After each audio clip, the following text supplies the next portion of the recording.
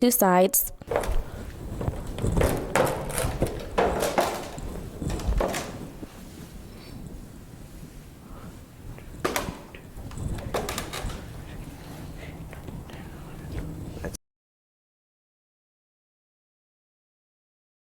We'll use a steel plate held up by two strings to simulate the forces acting on the main cable. This steel plate weighs 26 pounds. Megan and Nico are each holding half the load, 13 pounds. And the angle the ropes make with the horizontal is about 90 degrees. As they walk away from each other, the angle gets smaller, but it gets harder to hold up the steel. The base is 34 inches and the height is 24 inches. We want to find this angle. So we take the side opposite the angle, 24 inches, and the side next to, or adjacent the angle, 34 inches, and divide them, and get 0.7056. The ratio of these two sides, opposite over adjacent, is called the tangent of the angle. Every angle will have a different ratio of opposite side divided by adjacent side. Let's take another example. The opposite side is 34 inches and the adjacent side is 24 inches. When we divide that, we get 1.416. And when we look that up in the tangent tables, we get an angle of 55 degrees. Okay, so we know how to find the angle. Now what? If we know the angle, we can compute the tension in the main cable and prevent bridge failure. Nico and Megan are holding up the 26-pound plate.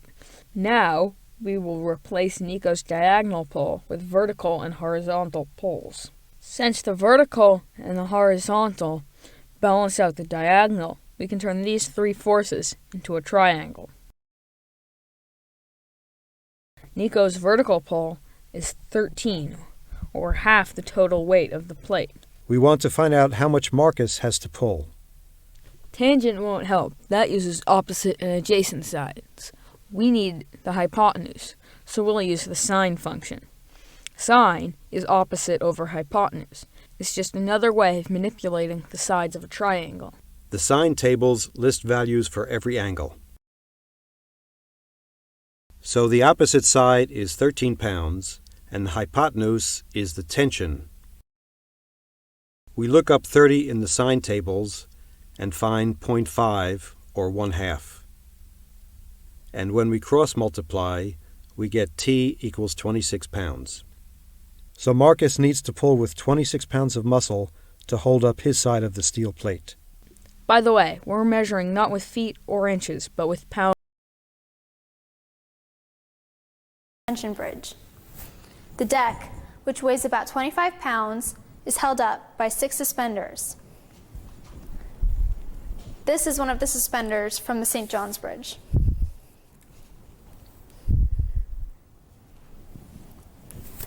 Our suspenders are attached to 2 main cables, which run along to the tops of the towers.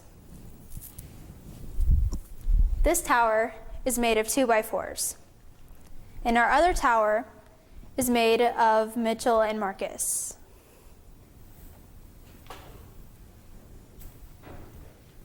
The ends of the main cables attached to the anchorages.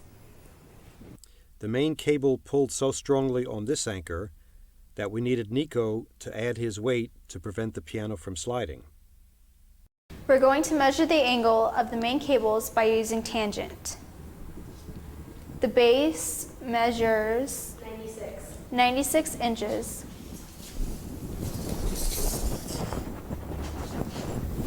And the height measures 32 inches.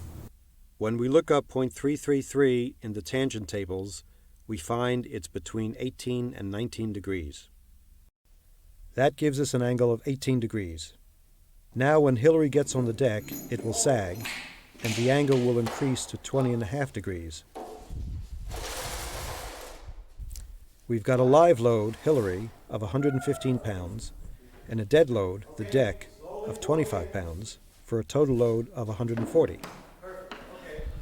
So why are the anchorages straining so hard to lift her up? The total load is 140 pounds, but we're only working with one side of the bridge, so we'll only use half, or 70 pounds. We look up 20.5 degrees in the sine tables and find 0.3502. We plug in the numbers and get 199.8 pounds of force. So these 4 kids need to pull with almost 200 pounds of force to hold up the 140-pound load.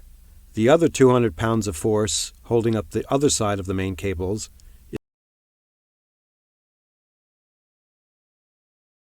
This is how we assemble our model bridge. First, we have to move the anchors backwards till the main cables are level.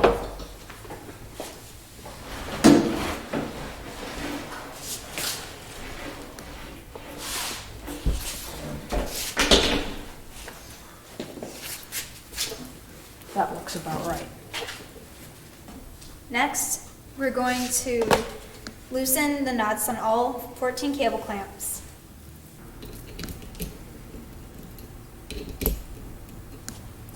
And then we're going to slide the cable clamp so that the suspender and the eye bolt are directly above the crossbeam.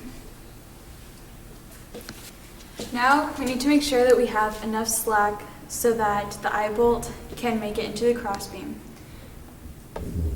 which is what we have right here. And then we put the eye bolt through the crossbeam, put on a washer, then a nut, and screw it on loosely. Now we take the loose ends of the suspenders and bring them down so that we raise the middle part of the deck so it's higher than the 2 ends of the deck.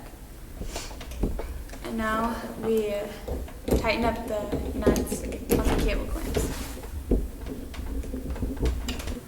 Once the 2 in the middle are done, we start working outwards, aligning the cable clamps above the cross beams, putting the eye bolts through and bolting them up.